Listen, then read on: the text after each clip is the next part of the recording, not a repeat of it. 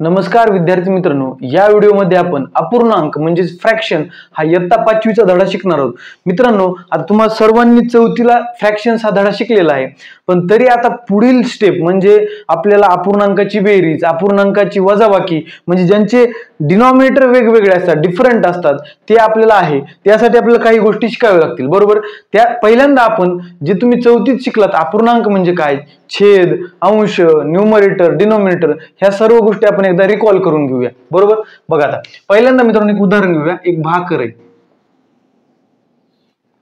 मित्रांनो, ही भाकरीचे मी 2 भाग केले। किती भाग केले? 2 भाग केले।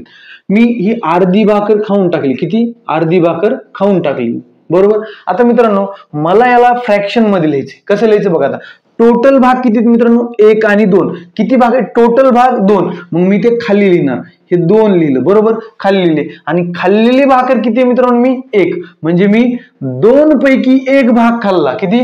2 पैकी 1 भाग खाल्ला। 2 पैकी 1 भाग खाल्ला, हा झाला आपला अपूर्णांक, यालाच फ्रॅक्शन म्हणतात। आता मित्रांनो हा झाला अंश, काय झाला? हा झाला अंश, आणि खाल्ला झाला छेद, काय झाला? छेद। आता याला इंग्रजीमध्ये काय म्हणतात मित्रांनो? अंशाला म्हणतात न्यूमरेटर। काय म्हणतात? न्यूमरेटर। आणि छेदाला म्हणतात मित्रांनो डिनॉमिनेटर। काय म्हणतात? डिनॉमिनेटर। समजलं अपूर्णांक म्हणजे काय? आता आणखी एक उदाहरण देतो मी तुम्हाला, बघा मित्रांनो। समजा हे उदाहरण आहे, आता याचा अपूर्णांक कसा लिहायचा बघा। मी तुम्हाला आधी शेडेड रिजन काढून दाखवतो मित्रांनो। बघा याच्यातला जो शेडेड रिजन आहे म्हणजे जो रंगवलेला रिजन आहे, त्याचाच आपल्याला फ्रॅक्शन लिहायचं आहे, बरोबर, त्याचाच अपूर्णांक लिहायचा आहे। मग अपूर्णांक लिहिताना माहिती आपल्याला काय लिहितो आपण? आधी सर्व किती भाग आहेत ते बघतो। 1 2 3 4 5 6, किती भाग आहेत? 6 भाग। हे 6 इथं लिहिलं। आणि आपल्याला कोणाचा काढायचा? रंगवलेला शेडेड रिजनचा। किती आहेत तसे मित्रांनो? 1 आणि 2। मग किती लिहिलं मी? 2। म्हणजे अपूर्णांक काय आला आपला? 2/7 किंवा 2/6। काय आला? फ्रॅक्शन काय आला? 2/6। आता मित्रांनो तुम्हाला फ्रॅक्शन कळलेलं आहे, पण आता पुढे काय? इक्विव्हॅलंट फ्रॅक्शन हा आपला टॉपिक आहे त्याच्यामधला, बरोबर। इक्विव्हॅलंट फ्रॅक्शन ते आपण समजून घेऊया। बघा आता मी काय म्हणतो ते 2-3 उदाहरणाच्या साहाय्याने आपण इक्विव्हॅलंट फ्रॅक्शन किंवा सममूल्य अपूर्णांक काय असतो हे समजून घेणार आहोत, बरोबर। आता मी उदाहरण लिहितोय तर बघा आता, बघा मित्रांनो, पहिल्यांदा एक भाकर काढली, मी तिचे 2 भाग केले।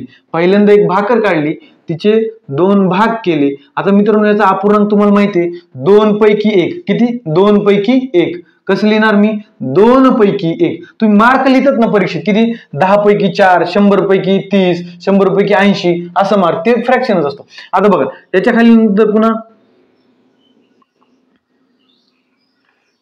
30 भाकर आहे, त्याची मी 4 भाग केले। किती? 4 भाग केले। त्यातले मी 2 भाग खाल्ले। किती? बघा 4 पैकी 2 भाग खाल्ले। तर ह्याला कसं लिहिणार मी? 4 पैकी 2 भाग खाल्ले। 1 2 3 4, 4 पैकी 2 भाग खाल्ले, बरोबर। आणि तिसरं उदाहरण मित्रांनो बघा आता,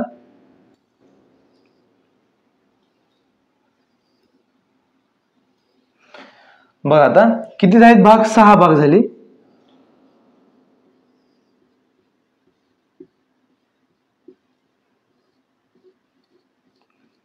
6 पैकी किती खाल्लेत मित्रांनो? बघा टोटल किती? 1 2 3 4 5 6। 6 पैकी मी किती खाल्लेत मित्रांनो?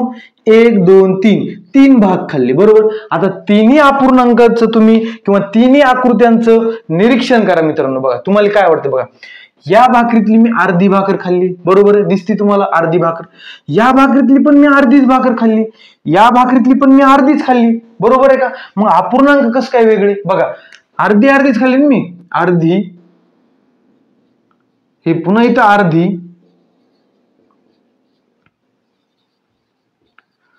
म्हणजे याचा अर्थ असा झाला की सगळे अपूर्णांक सेमच पाहिजेत। मी तर बरोबर लिहिलं ना, 4 पैकी 2, 6 पैकी 3, 2 पैकी 1, पण भाकर तर सगळीकडे अर्धी अर्धीच खाल्ली, बरोबर आहे। म्हणजे इथं काहीतरी घोळ आहे बाबा, कळलं पाहिजे आपल्याला की 1/2, 2/4, 3/6 हे समान कसं काय आहेत. बरोबर आहे, अर्धा अर्ध तर आहे, समानता असं दिसायलंय, पण गणितामध्ये आपल्याला कळलं पाहिजे. बघा आता 1/2 मध्ये मी काटाकाटी करू शकतो काही, 1/2 आहे तसं इथं होती का नाही बघा काटाकाटी. बे 1 बे, बे 2 4 किती आलं मित्रांनो, 1/2 आलं. बरोबर, पुन्हा 3 1 3, 3 2 6 किती आलं, 1/2. म्हणजे मित्रांनो वरी पण 1/2, इथं पण 1/2 आणि इथं पण 1/2. म्हणजे या सर्व अपूर्णांकाची जे सिम्पलेस्ट फॉर्म असतात याला काय म्हणायचं, सिम्पलेस्ट फॉर्म. कुणाचा, 2/4चा सिम्पलेस्ट फॉर्म. याला काय म्हणायचं, याचा सिम्पलेस्ट फॉर्म. हे सर्व सिम्पलेस्ट फॉर्म सेम आलेत, इक्वल आलेत. बरोबर का, म्हणजे काय झालं, हे सर्व अपूर्णांक एकमेकांच्या बरोबर आहेत. मग मी असं लिहू शकतो का, बघा 1/2 बरोबर 2/4 बरोबर 3/6 बरोबर बरोबर अर्धा, बरोबर अर्धा. सगळे अर्धे आहेत ना. बघा आता मित्रांनो, 2 पैकी 1 भाकर खाल्ली म्हणजे मी अर्धी भाकर खाल्ली, 4 पैकी 2 भाकरी खाल्ल्या म्हणजे कोणतीही गोष्ट तर मी अर्धीच खाल्ली, 6 पैकी 3 खाल्लं म्हणजे अर्धच झालं. म्हणजे हे पूर्ण अपूर्णांक एकमेकांच्या समान आहेत, इक्वल आहेत, म्हणून त्यांना काय म्हणायचं, इक्विव्हॅलंट फ्रॅक्शन. काय म्हणायचं, इक्विव्हॅलंट फ्रॅक्शन. आणि मराठीत काय म्हणायचं मित्रांनो, सममूल्य अपूर्णांक. कोणते, सममूल्य अपूर्णांक. आता सम म्हणजे काय, सारखं, मूल्य म्हणजे किंमत. सगळ्यांची किंमत सारखीच आहे बघा, 1/2 1/2 1/2. म्हणजे कळलं आता इक्विव्हॅलंट फ्रॅक्शन काय. आणखीन एक उदाहरण घेऊन आपण समजूया. बघा इक्विव्हॅलंट फ्रॅक्शन म्हणजे काय हे आपण आणखीन एक उदाहरण समजून घेऊया. बघा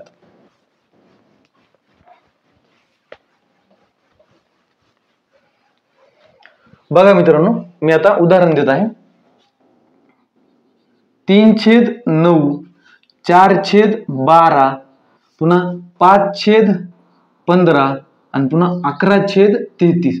आता मित्रांनो बघा, आता आपल्याला काय पाहिजे, फक्त जी सिम्पलेस्ट फॉर्म असतो तो सेम आला पाहिजे, तरच आपण त्यांना इक्विव्हॅलंट फ्रॅक्शन म्हणू शकतो. बघा 3 1 3, 3 3 9 ह्याचं किती आलं मित्रांनो, 1/3 आलं. पुन्हा 4 1 4, 4 3 12 किती आलं, 1/3 आलं. पुन्हा 5 1 5, 5 3 15 किती आलं, 1/3 आलं. 11 1 11, 11 3 33 किती आलं मित्रांनो, 1/3. म्हणजे सर्वांच्या व्हॅल्यू बरोबर आल्या का नाही, समान आल्या का नाही. मग हे काय झाले मित्रांनो, इक्विव्हॅलंट फ्रॅक्शन झाले का नाही, झाले. म्हणजे हे इक्विव्हॅलंट फ्रॅक्शन आहेत. आता नेक्स्ट एक्झाम्पल बघूया. बघा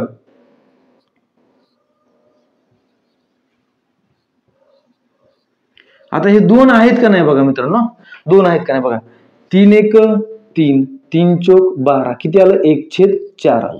पुन्हा 5 1 5, 5 5 25 किती आलं, 1/5. मित्रांनो हे समान आलेत का, हे समान आहेत का, 1/4 आणि 1/5 समान आहे का, नाही. म्हणजे हे इक्विव्हॅलंट फ्रॅक्शन नाहीत. बरोबर, इथे समान आलते का नाही, म्हणजे हे इक्विव्हॅलंट फ्रॅक्शन नाहीयेत. बरोबर. त्यानंतर आता मित्रांनो इक्विव्हॅलंट फ्रॅक्शन कसे तयार करायचे, म्हणजे एखादा तुम्हाला जर फ्रॅक्शन दिला असेल तर त्याचे इक्विव्हॅलंट फ्रॅक्शन कसे लिहायचे हे आपण समजून घेऊया. 2 क्रिया करून आपल्याला करता येतात. कोणत्या, गुणाकार आणि भागाकार. बरोबर आहे. आणि ते कसं कसं ते मी सांगतो. त्या टॉपिक काय तुमचा, ऑब्टेनिंग इक्विव्हॅलंट फ्रॅक्शन. काय, ऑब्टेनिंग इक्विव्हॅलंट फ्रॅक्शन. आता बघा मित्रांनो किती, 2/5 आहे. बरोबर आहे, 2/5 आहे. आणि दुसरं काय मित्रांनो, 4/10 आहे. बरोबर. आता तुम्हाला दिसतंय हे इक्विव्हॅलंट फ्रॅक्शन आहेत. कसे बघा, बे 2 4, बे 5 10 आहे का, 2/5 2/5. बघा आता काढायचं कसं, आता बघा मित्रांनो, बघा आता मी तर अशी कोणत्या संख्येनं गुणू की पुढलं उत्तर यायला पाहिजे. बघा पुढलं उत्तर, मी जर इथं 2 न गुणलं तर बे 2 4, इथं पण 2 न गुणलं तर बे 5 2 10 आलं का, 4/10. म्हणजे आपण एखादा अपूर्णांक जर दिला आपल्याला तर अंशाला आणि छेदाला सेम संख्येनं गुणलं तर आपण इक्विव्हॅलंट फ्रॅक्शन काढू शकतो. बघा त्याचं उदाहरण बघा. आता समजा मी 3/7 दिले. बरोबर. तर ह्याला मी आता 3 न गुणलं, कोणत्याही संख्येनं गुणलं काय अडचण नाही. 3 3 9 आणि 7 3 21. बघा मित्रांनो इक्विव्हॅलंट फ्रॅक्शन येतो का नाही. बघा 3 3 9, 3 7 21 म्हणजे 3/7 3/7. म्हणजे आपण गुणाकार करून कितीही इक्विव्हॅलंट फ्रॅक्शन काढू शकतो. आता बघा एका ह्याचं काढून दाखवतो मी तुम्हाला, 1/2चं. मी पहिल्यांदा 2 न गुणतो, दोन्हीला 2 न. बरोबर. बाकी येईल बे 1 बे, बे 2 4. पुन्हा मी 3 न गुणणार मित्रांनो, किती, 3 न गुणणार. इथं 3 इथं 3. बघा 3 1 3, 3 2 6. पुन्हा मित्रांनो मी 4 न गुणणार, किती 4 न, बघा 4 1 4, 4 2 8, किती 4/8. पुन्हा मी 5 न गुणणार मित्रांनो, किती 5 न, इथं 5 इथं 5, किती आलं 5 1 5 आणि 5 2 10. पुन्हा मी 6 न गुणणार, किती येईल 6/12. अशा प्रकारे मित्रांनो मी अनंत इक्विव्हॅलेंट फ्रॅक्शन काढू शकतो, किती अनंत, कारण संख्या माझ्याकडे संपत आहेत का नाही, संपतच नाहीत ना संख्या माझ्याकडे, मी कितीने बोलू शकतो ना. त्यामुळे आपण गुणाकाराने कितीही इक्विव्हॅलेंट फ्रॅक्शन काढू शकतो. फक्त एक लक्षात ठेवायचं, इक्विव्हॅलेंट फ्रॅक्शन काढताना 0 ने कधीच गुणायचे नाही, कारण 0 ने गुणल्यावर उत्तर आपलं 0च येतं, एवढं लक्षात ठेवायचं. त्यानंतर आता बघूया पुढं.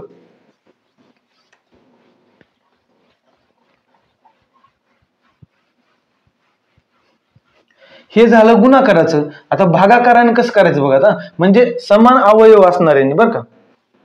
आता बघा समजा इथं आहे 24/36, किती 24/36. आपल्याला आता बारीक लहान उलट जायचं बरं का. बघा आता काय, आता 24 आणि 12ला अशी कोणती संख्या आहे की त्यांनी भाग जातो सांगा बरं. 24 आणि 12, 24ला आणि 36ला, बघा 24ला आणि 36ला 12 ने जातो, पुन्हा 6 ने जातो, पुन्हा 3 ने पण जातो, पुन्हा 2 ने पण जातो आणि 1 ने तर जातोच, बरोबर आहे. 1 चे तर काही घेणं नाही. मग आता मी 12 ने भागतो, बघा आता 12 ने जर भागितलं मी, किती 12 ने भागलं दोघांना पण, 12 ने दोघांना पण भागायला, किती येईल उत्तर मित्रांनो 12 2 24 आणि 12 3 36, म्हणजे 2/3 1 आला. पुन्हा मी किती मित्रांनो 6 ने भागतो, किती 6 ने भागतो आता बरं का. बघा 6 चौक 24 आणि 6 6 36, हे 6च झालं. पुन्हा किती मित्रांनो 3 3 8 24 छेद 12 3 36, बरोबर. पुन्हा 2 न भागतो मी, किती 2 न, बघा 12 2 24 आणि छेद 18 2 36, बरोबर. आणि पुन्हा 1 न भागितलं तरी उत्तर 24/36 येणार. मित्रांनो बघा 24/36 आपल्याला काय दिला होता, एक अपूर्णांक दिला होता. त्याचे आपण इक्विव्हॅलेंट फ्रॅक्शन कसे काढले बघा. आता समजा हे 3 आणि पुन्हा हे 2, मित्रांनो 1 राहिले, किती 4 न पण जातो भाग बरं का. 4 न, किती 4 न पण घेऊया आपण, किती येतं बघा, हे 4 हे 4, 4 सख 24 आणि 4 9 36, बरोबर. हे एवढे इक्विव्हॅलेंट फ्रॅक्शन आलेले आहेत. आता मित्रांनो नीट लक्ष घ्या, बघा कॉमन काय, इथं 12 कॉमन आहे, इथं 6 आहे, इथं 3 आहे, इथं 2 आहे, म्हणजे कॉमन डिवायझर आहे. आपण त्या संख्येने या अपूर्णांकाला भाग दिला म्हणून आपल्याला हे इक्विव्हॅलेंट फ्रॅक्शन आले. म्हणजे कळालं का, इक्विव्हॅलेंट फ्रॅक्शन आपण गुणाकार करून पण काढू शकतो आणि भागाकार करून पण काढू शकतो. समजलं आता इक्विव्हॅलेंट फ्रॅक्शन म्हणजे काय. आता पुढं एक्झरसाइज बघूया आपण. मित्रांनो आता पहिला प्रॉब्लेम सेट मधील पहिला क्वेश्चन आपण बघणार आहोत. मित्रांनो बघा इक्विव्हॅलेंट फ्रॅक्शन मध्ये आपण काय करतो, सेम अंकांनी गुणायचो नाही तर सेम अंकांनी भागायचो, बरोबर आहे का. सेम अंकांनी गुणायचो नाही तर सेम अंकांनी भागायचो. बघा आता 2 ला 20 केलं यांनी, किती 2 ला 20 लिहिलंय. कसं केलं असेल मित्रांनो, 2 ला 10 ने गुणलं तर 20 येतं, बरोबर आहे. 2 ला जर 10 ने गुणलं तर 20 येतं. मग मी 1 ला पण 10 ने गुणणार, बरोबर. मग किती येणार 10 1 10. पुन्हा मित्रांनो बघा आता 3 ला यांनी 15 केले, किती 3 ला 15 केले, तर आपल्याला 4 ला काय येईल बघा. 3 ला 15 कसं केलं, 5 ने गुणलं, 3 5 15, 4 5 20, कळलं. पुन्हा आता तिसरं बघा 9 ला यांनी 18 केले, 9 ला किती केले 18 केले, म्हणजे काय 9 गुणिले 2 18, तर 11 गुणिले 2 किती येईल 22. सेम म्हणजे वर ज्या अंकानं किंवा खाली कोणताही एक अंकानं तुम्ही गुणत असताल तर वर पण खाली पण त्याच अंकाने गुणायचं. पुन्हा आता बघा, आता मित्रांनो हे जरा वेगळं आहे बघा. 40 ला यांनी 8 केले, किती 40 ला 8 केले. कसं केलं असेल मित्रांनो, 40 ला 5 न भागलं तर 8 येतं, 5 8 40, बरोबर. मग आता मी इथं पण 5 न भाग देणार. 5 न जर 10 ला भागलं तर किती येतं उत्तर 2 येतं, म्हणजे 2/8. पुन्हा काय मित्रांनो बघा आता 26 ला यांनी 13 केले. कसं केलं मित्रांनो, भागिले 2 केलं. 26 भागिले 2 किती येतं 13 येतं. मग इथं पण 2 न भागणार मी, किती येणार 62 14, म्हणजे 7 येणार. पुन्हा आता इथे यांनी काय केले 6 ला 3 केले, किती केले 6 ला 3 केले. कसं केले, 6 ला जर मी 2 ने भाग दिला तर 3 येतं. मग मी 4 ला पण 2 ने भाग देणार, 2 दुनी 4, म्हणजे किती आलं 2/3 आलं. पुन्हा आता खाली मित्रांनो बघा यांनी 4 ला 1 केले. 4 ला 1 कसं केलं असेल मित्रांनो, 4 ला जर मी 4 न भाग दिला तर 1 येणार. मग मी वरी 4 न भाग दिलाय तर खाली पण 4 नच भाग देणार, 4 5 20, म्हणजे किती येणार इथं 5 येणार. आता शेवटच्या उदाहरणात काय केलं मित्रांनो, 25 ला 5 केले. काय केले? 25 ला 5 केले. म्हणजे 25 ला 5 न भाग दिला तर 5 येते. बरोबर आहे. 5 5 25. मग मी 10 ला पण 5 न भाग देणार. किती येणार? 2 येणार. 5 दुने 10. अशा प्रकारे आपला पहिला क्वेश्चन संपलेला आहे. आता नेक्स्ट क्वेश्चन घेऊया. मित्रांनो, आता प्रश्न दुसरा आहे. प्रश्न दुसऱ्यामध्ये काय म्हणते बघा, असे इक्विव्हॅलेंट फ्रॅक्शन आपल्याला फाइंड करायचे की ज्यांचा डिनॉमिनेटर 18 आला पाहिजे. म्हणजे या सर्वांचे इक्विव्हॅलेंट फ्रॅक्शन असे फाइंड करायचे की त्यांचा डिनॉमिनेटर 18 आला पाहिजे. बघा आता मी काय लिहितो बघा, 18 डिनॉमिनेटर. बरोबर. आता मित्रांनो 2 ला 18 मी कसं केलं असेल, 2 गुणिले 9 बरोबर 18 येणार. बरोबर का? मग मी वरी पण 9 ला 1 ला 9 न गुणणार. किती येईल? 9 1 9. बरोबर. तसंच आता पुढं 6 ला मला 18 करायचे. किती? 6 ला मला 18 करायचे. मी 6 ला 18 कसं करणार मित्रांनो? 6 त्रिक 18. मग मी 4 ला पण 3 नच गुणणार. किती? 4 ला पण 3 न गुणणार. 4 त्रिक 12. मग किती येणार? 12/18. 9/18 12/18. तसंच मित्रांनो बघा इथे किती? 18. बघा आता डायरेक्ट करू. 9 ला 18 करायला किती लागतंय? 9 दुने 18 7 दुने 14. कळलं? 9 दुने 18 7 दुने 14. पुन्हा 18च करायचे आपल्याला. बघा 3 न 6 ला गुणलं तर किती येतं? 3 सख 18. मग मी 2 न पण 6 ला गुणणार. किती? 2 सखून 12 12/18. पुन्हा काय मित्रांनो? 2/9 आहे. बरोबर. 2/9 ला पण तेच करायचे आपल्याला. 18 बनवायचे. किती? 18.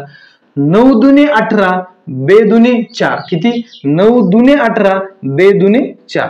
पुन्हा मित्रांनो या 3 ला 18 बनवायचे आपल्याला. बघा 3 सख 18 3 सख 18. मग मी वरी पण 6 नच गुणणार. 5 सख 30. किती आलं? 30/18. बघा मित्रांनो सर्वांचे आपण 18 डिनॉमिनेटर 18 छेद ठेवून आपण इक्विव्हॅलेंट फ्रॅक्शन बनवले आहेत. आता तिसरा क्वेश्चन घेऊया. मित्रांनो क्वेश्चन तिसरा काय म्हणतंय, मागच्याच क्वेश्चन सारखं असे आपल्याला इक्विव्हॅलेंट फ्रॅक्शन हुडकायचे की ज्यांचा डिनॉमिनेटर ज्यांचं छेद 5 पाहिजे. बघा पहिलं उदाहरण बघूया. किती? 6/15. ह्याचा छेद किती पाहिजे मित्रांनो? 5 पाहिजे. मग आता सगळ्यांचा छेद आपल्याला 5च पाहिजे. किती? 5च पाहिजे सगळ्यांचा छेद. तसंच दिलं आपल्या गणितामध्ये.